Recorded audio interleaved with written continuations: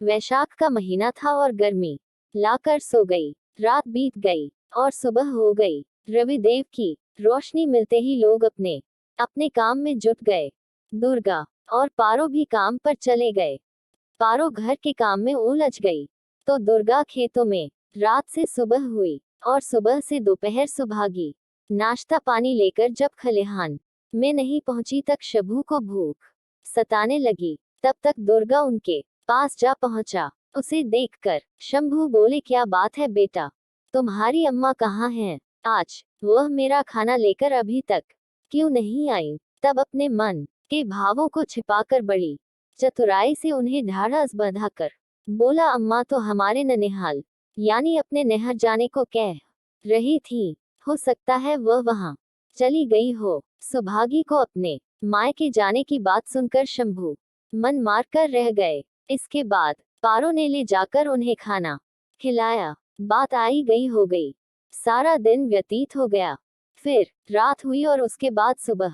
अगले दिन दोपहर को दुर्गा जब अपने बाबूजी का भोजन लेकर खलिहान में गया तो उन्होंने उससे पूछा, अरे दुर्गा, शंकर कहाँ है? वह 2 दिन से दिखाई नहीं दे रहा है। ये सुनते ही दुर्गा ने कहा, अपने स्कूल कॉलेज के काम से कहीं गया होगा, आ जाएगा।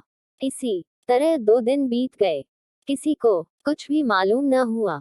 उधर गड्ढे में रखी लाशें सड़ने लगी। उनमें बदबू उत्पन्न हो गई। फिर शाम हुई और सवेरा हो गया। तब तक उस तालाब के पास ही स्थित शिवालय के चबूतरे पर बैठी एक स्त्री ने देखा कि 2-3 कुत्ते आपस में लड़ते झगड़ते कुछ खींच रहे हैं। इतने में उसे इंसान का एक पैर दिखाई पड़ गया। यह देखकर उसकी उत्सुकता बढ़ गई। वह उठकर गड्ढे के पास गई और बड़े गौर से आंखें फाड़ फाड़ कर देखने लगी। तब उसने देखा कि उस गड्ढे में एक नहीं बल्कि एक औरत और एक युवक की 2 लाशें पड़ी हुई हैं। वह ताज्जुब में पड़ी हुई अपने घर पहुंची और अपने पति से बोली, तनिक तालाब में खुदे और खरपतवार से ढके एक गड्ढे को तो जाकर देखिए, उसमें 2 लाशें पड़ी हुई हैं। तदंतर वह आदमी वहां गया और उन लाशों को देखा। उन्हें देखते ही उसके भी होश हवास गुम हो गए। उसकी रूह कांप उठी। वह बदहवास घर जाकर अपनी पत्नी से बोला, देखो लगता है ये कत्ल का मामला है, लेना एक न देना 2 नाहक ही पुलिस का चक्कर पड़ जाएगा, इसलिए जो कुछ भी देखा है उसे बिल्कुल भूल जाओ। किसी से कुछ मत कहना वरना बिना बुलाए ही मुसीबत गले पड़ जाएगी। कुत्तों में लाशों को खींचने की खातिर होड़ सी लगी हुई थी। मैं खींचूं लून और मैं खींचूं लून के नाम पर उनमें जंग छिड़ी हुई थी। ये देखकर कुछ और लोगों की नजर भी अनायास ही उस ओर चली गई। तब तक किसी व्यक्ति ने इसकी खबर पुलिस को दे दी। लाशों की भनक मिलते ही पुलिस तत्काल वहां पहुंच गई। पुलिस ने गड्ढे से दोनों लाशों को निकालकर गांव वालों से पूछताछ करना आरंभ कर दिया। उन्हें देखते ही उन्होंने उनकी पहचान कर ली। उन्होंने पुलिस को बताया कि ये लाशें शंभू की पत्नी सुभागी और छोटे बेटे शंकर की हैं। उनके घर परिवार में बिल्कुल शांति है, इसलिए हो सकता है कि ये दोनों ही खून शंभू ने ही किया हो। ये सुनना था कि पुलिस आनन फानन में शंभू के पास उनके खलिहान में पहुंच गई। शंभू ने पहले अनभिज्ञता जाहिर की, पर कड़ाई से पूछताछ करने पर वह दरोगाजी से बोले, हुजूर, पहले लाश तो दिखाए, इसके बाद ही मैं कुछ बता सकता हूँ कि वे लाशें किसकी हैं। पुलिस ने उन्हें ले जाकर लाश दिखाई तो वह दंग रह गए। आंखों में अश्रुधारा लेकर वह बोले, साहब, यह मेरी पत्नी सुभागी और मेरा छोटा बेटा शंकर की ही लाश है। इसके बाद उन्होंने अपने बड़े बेटे दुर्गा की सुनाई हुई सारी कहानी पुलिस को सुना दी। ये सुनते ही पुलिस ने झटपट दुर्गा को धर दबोचा। पुलिस की मार से बचने के लिए वह गिड़गिड़ाकर बोला, जनाब, मुझे मारिए मत, मैं सच सच सब कुछ बता देता हूँ। वह फिर बोला, मैं एकदम सच कहता हूँ, ये दोनों कत्ल मैंने ही किया है, इसमें किसी और का कोई हाथ नहीं है। यह सोचकर कि पुलिस कहीं मेरे साथ जोर आजमाइश न करने लगे, उसने बिना किसी कड़ाई के ही बड़ी आसानी से अपना जुर्म कबूल कर लिया। सब कुछ सच सच उगल दिया। इसके बाद वजह पूछने पर उसने अपने माता पिता और पत्नी उसके बर्ताव की सारी बातें बता दिया।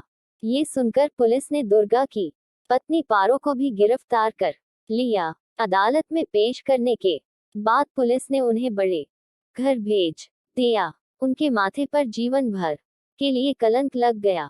उनकी बदनामी तो हुई ही, जेल की हवा भी खानी पड़ी। मुकदमा चलते हुए कई साल बीत गए। उनकी जमानत तक न हुई। न तो उन्हें कोई जमानतदार ही मिला और न कोर्ट से जमानत ही। कई साल के बाद जैसे तैसे उनकी जमानत हुई। अदालत से जमानत पर छूटने के बाद पारो अपनी ससुराल नहीं गई। वह सीधे अपने माँ बाप के पास मायके में जाकर रहने लगी। इसके पश्चात जब दुर्गा को जमानत मिली तो वह भी अपने घर न जाकर अपनी पत्नी के पास ससुराल चला गया। वहां जाकर वह अपनी भार्या से बोला, चलो अब अपने घर चलें। जैसा भी हो, अपना घर अपना ही होता है, यहाँ ससुराल में रहना ठीक नहीं है। ये सुनते ही पारो का पारा गर्म हो गया। मारे आवेश के वह तिल मिलाकर आंखें तरेरते हुए बोली, खबरदार, मुझसे आइंदा वहां जाने की बात भी मत करना, वरना अच्छा न होगा। तुम मेरे पति नहीं बल्कि जानी दुश्मन हो। तुमने नाहक ही मुझे जेल भिजवा दिया। मर्द अपनी पत्नी की रक्षा करता है और एक तुम हो कि मुझे ले जाकर जेल में ठूंसवा दिए। एक बात और, जब तुम जन्म देने वाली अपनी माँ और अपने छोटे भाई के ही नहीं हुए तो मेरा क्या होगे?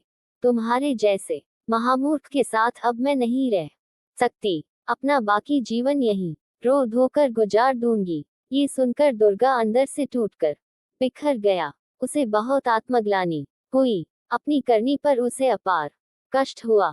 उसका दिल उसे धिक्कारने लगा। अपराध बोधग्रस्त होते ही अब वह जीते जी पश्चाताप की अग्नि में जलने लगा। उसने पारो के भाई की साइकिल ली और मनोहरगंज रेलवे स्टेशन पर पहुंच गया।